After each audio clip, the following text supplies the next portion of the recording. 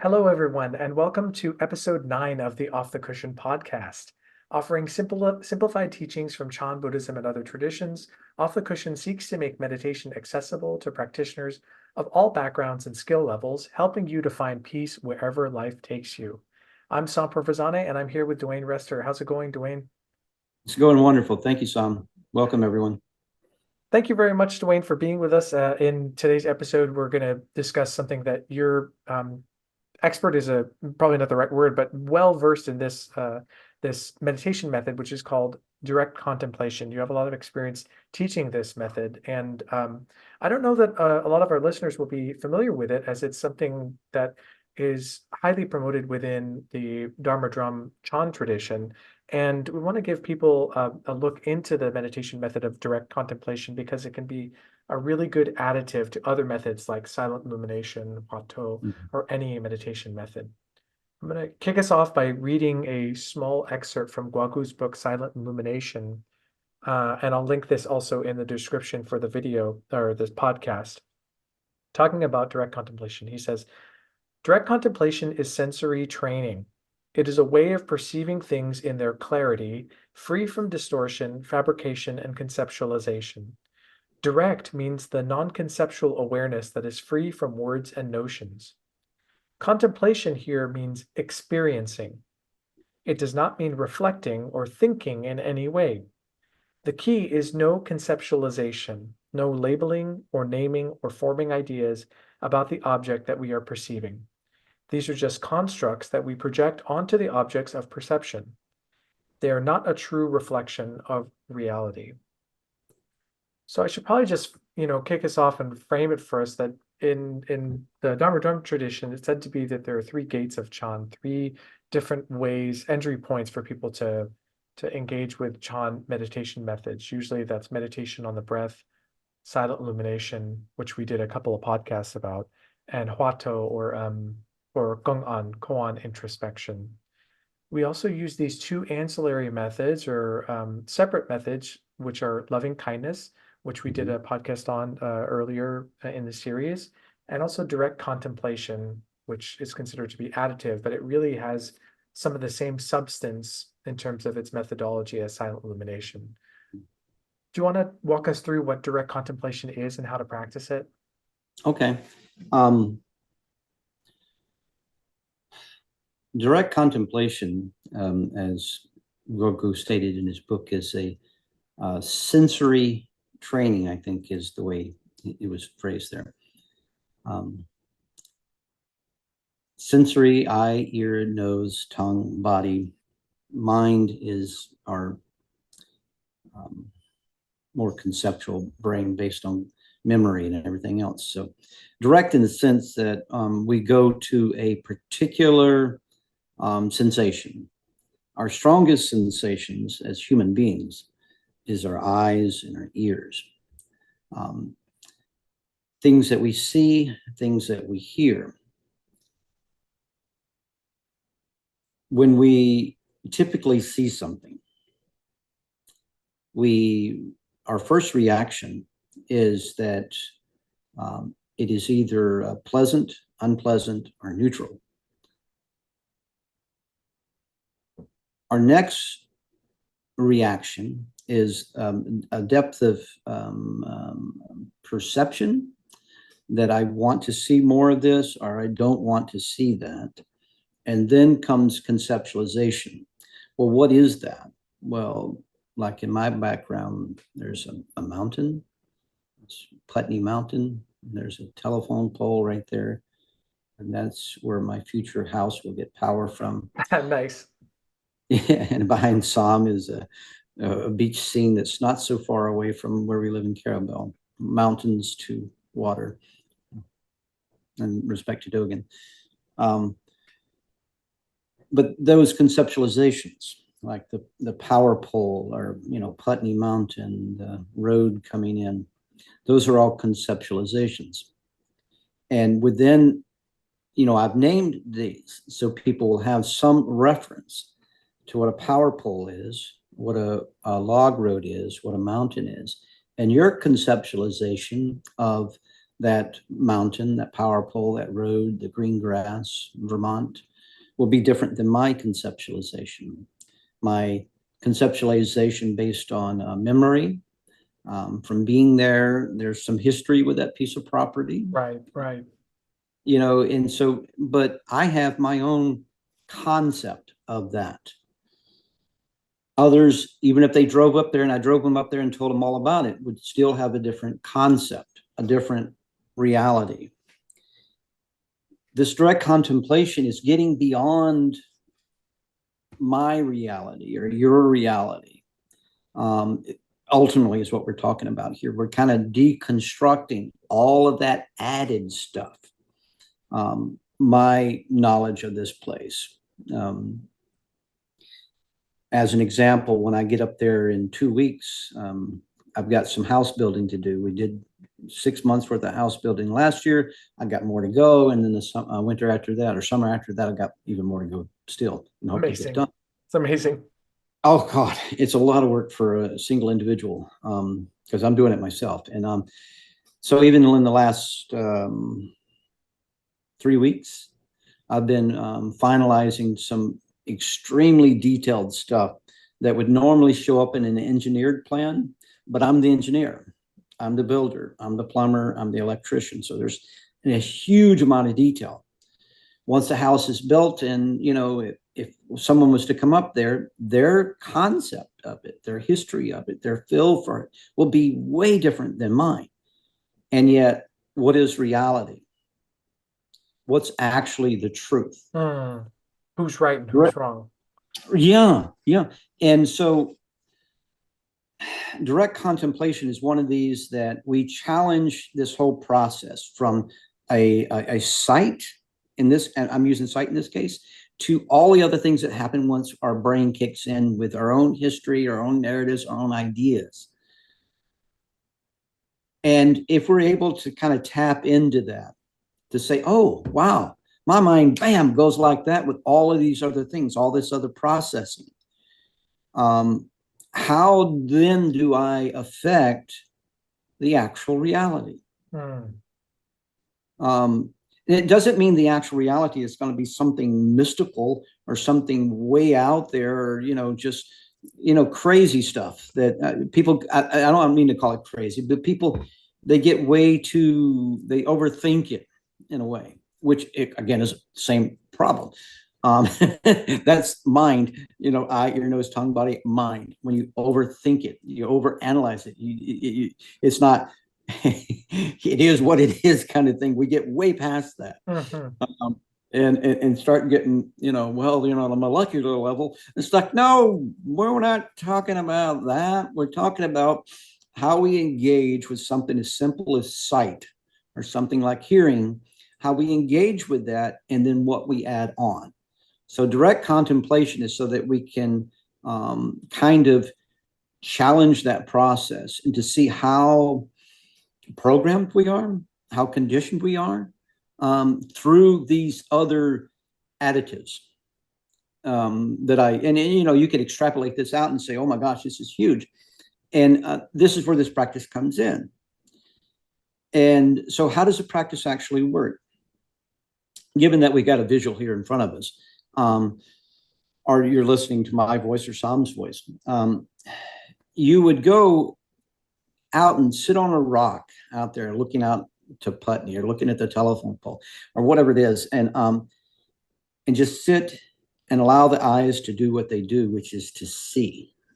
They reflect an image on the brain. I mean, you don't want to get too neuroscientific with it either, but just to know that the eyes don't do that. They don't add all the history, the knowledge, the preferences. The eyes don't do that. They just see through the way eyes work. And even the way the human eye works is different than the way a bird's eye works or a deer's eyes work. And they will all appropriate this thing in front of them, this visual reference, in a different way.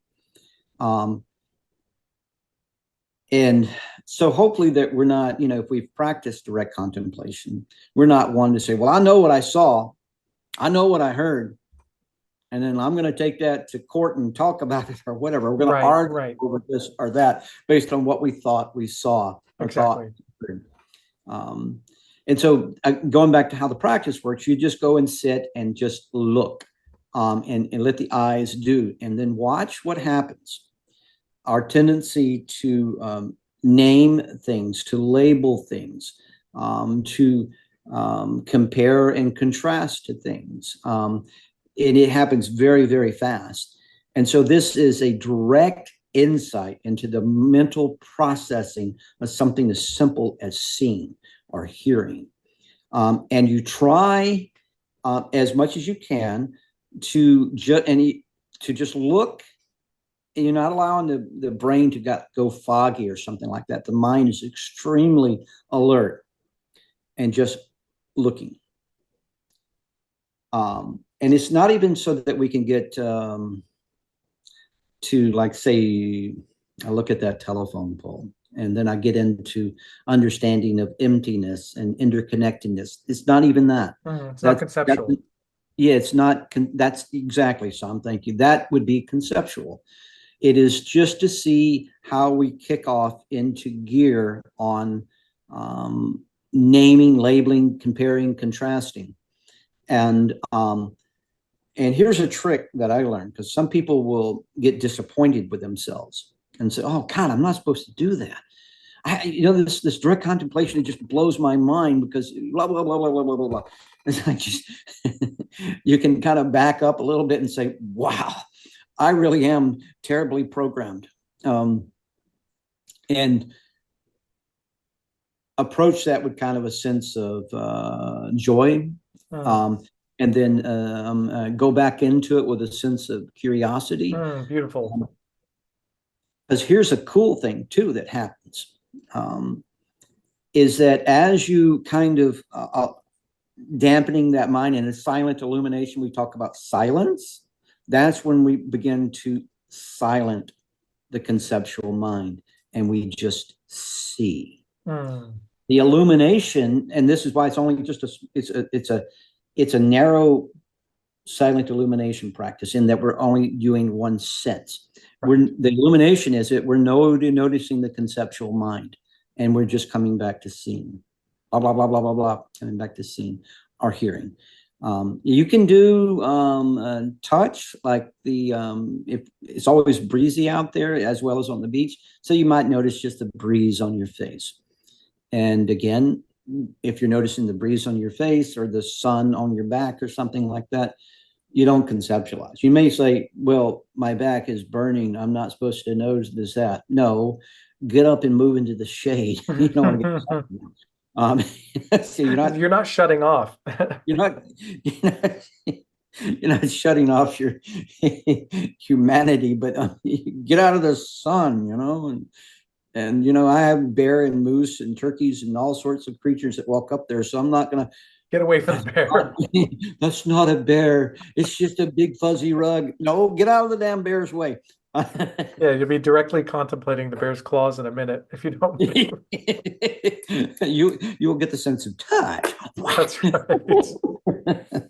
So that's I'll throw it back to you, Sam, and let you say what you want or ask. Or that's such a great description. Thank you for introducing it to us. And don't want to get too like Buddhisty or philosophical about what's called the 18 realms. Like, if you want to just look that up, just suffice it to say that the Buddhist view of consciousness is different from what we might think of when we think Western psychology or whatever. And this method is predicated upon understanding that understanding of consciousness, but it's not required.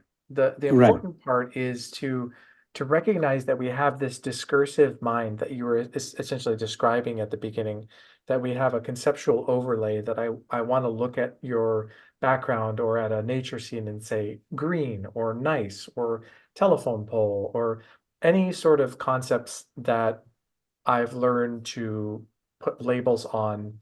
And it's the way that I interact with the world. It's the only way that I know how to go about things, which is fine. But for this practice, the idea or the goal is to bracket that discursive mind and just engage with the faculty of seeing. Yes.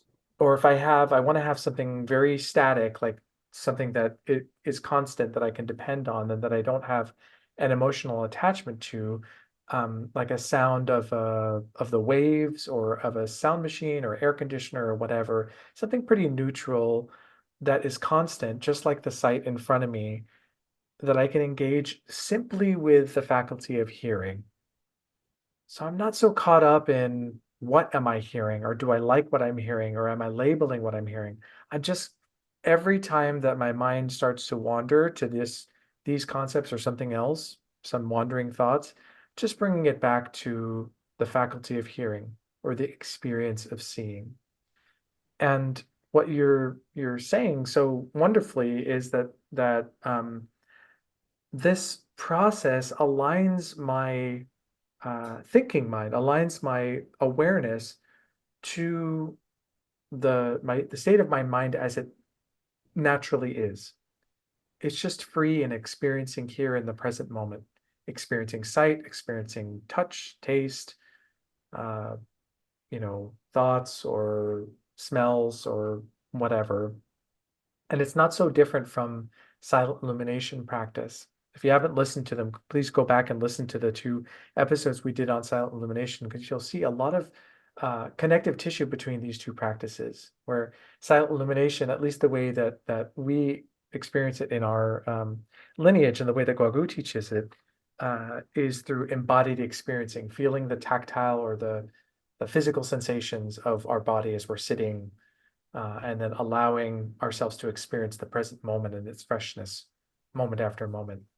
And this is no different. It's just that we're not so focused on the body or in touch, tactile sensation. We're focusing either on hearing or sight, and um, allowing our mind to align with that moment to moment experiencing of whatever it is we're hearing or whatever it is we're seeing. It's really Mhm. beautiful practice and a great, we've talked about it as a BS meter, right? Because if you're doing any sort of meditation, you're like, oh, I'm just so meditative, or I'm just such a great yogi. Do a little direct contemplation and see, am I overlaying a narrative on top of the simple, heater that is next to me that I'm listening to, or this beautiful, I mean, I shouldn't even say beautiful, just like the sight that's in front of me. Is that am I labeling? Well, then maybe I'm not um, doing the practice the way that I meant to. Mhm. Mhm. Mhm. The not doing the practice the way I meant to. The labeling, naming, preferring preferences comes pretty automatic. And even upon awakening, um, kind of 2 different levels. One is that as you become more aware of how we almost automatically do this, and as we recognize this process, and just go back, recognize the process, go back, it begins to lose that normal programming, begins to lose its stickiness. Mhm. Uh, and then the purity of experiencing, when Guagu said it's, the contemplation slash experiencing, um, the closer you get to just to get to pure experiencing. Guagu likes to use the word experiencing. In other traditions, you may hear um, uh, pure awareness. Mhm. Um, but the word awareness has kind of gotten overly used. And so, at least in our tradition, we talk about experiencing. There's no experience in experiencing, experiencer. It's just experiencing. So there's no center. That center appears, that self appears when we label, when we Exactly. name, we compare, we can contrast. And that's a light that you turn around and go like, oh, holy smokes. And then how this works in daily life, so we're talking about if you were going to, sit in a chair or sit on a rock, you don't have to be in a meditative posture to practice direct contemplation. Please tell us. Um, you know, you could go like there's a tree stump, where's right there. See, if I was sitting on that tree stump and I Hmm. was looking over into the mountains, I would just casually sit and observe. Observe slash see. Observe, I'm using observe with the sense of sight. And as things come up, irritations and all of this, we just notice this. So there's two things going on. The gateway of seeing the self is all the things that come in. And the reason for going back to just seeing is that you can be aware of how these things come back in, these centers of self, which might be the narratives, labels, and all this stuff. I got a little dog barking in the background. I don't know if you hear it. Hopefully you don't. But we were hoping that he would take a nap. And so you just keep coming back, and so it becomes a way of viewing how the self just keeps showing up. Our self is, i.e., made up of the narratives. Such a great practice. And for a person that's experienced different levels of awakening, these things still happen.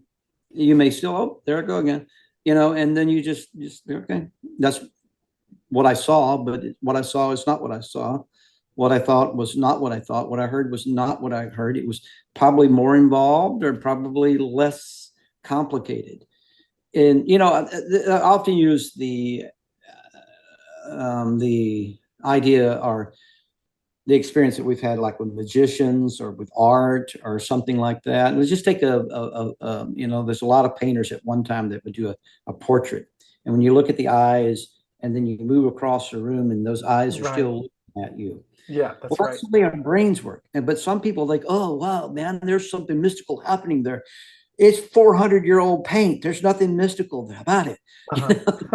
Our brains trick us up and go like, oh, wow. No, dude, it's just a painting. It's just the way our brains work.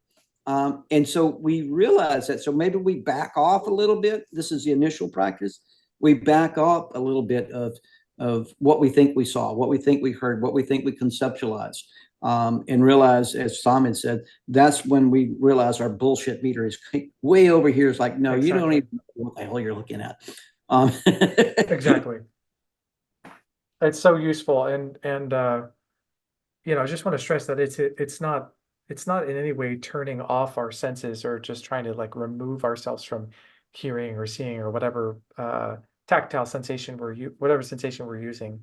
It's more deprioritizing the internal self that is trying to recognize, cognize, describe, judge.